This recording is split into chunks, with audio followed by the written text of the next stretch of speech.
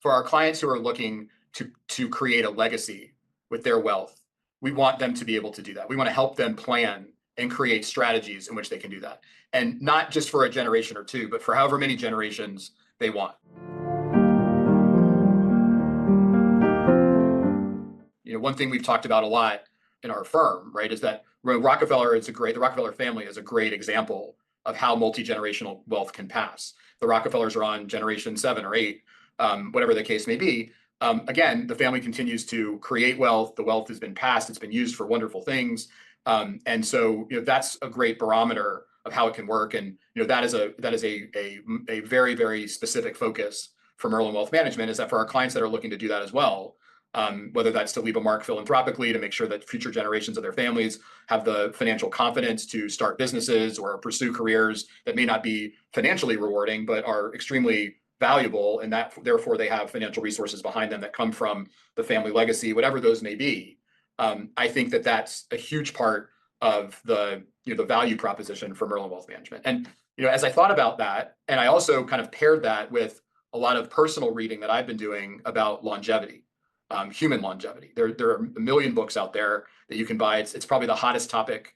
If you went to Amazon and look for the hottest topics people are reading about. Sure. Like, people are living so much longer. There's so much more research and information out there. And I thought to myself, in the same vein as we talk to people about seeing their money last for generations, how does the idea that people are going to live longer impact us from a financial planning perspective? So if people are going to live longer, then the wealth has to last longer. And what does that mean? So that's where I kind of came up with the concept for the book. And that was about 2 years ago. And amazingly, here we are today with it done. It's an interesting way to talk about what we already do for clients in an updated way that is relevant to anybody. So any of our clients, whether they're longstanding clients, whether they're more established investors, or whether they're just starting out.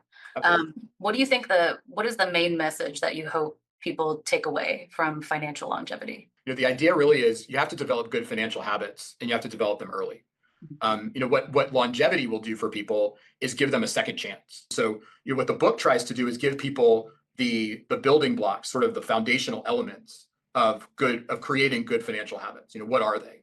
We talk in the book about the 3 financial diseases, which are things that I think sometimes trip people up, or a lot of times trip people up. And then we talk about the 4 financial priorities.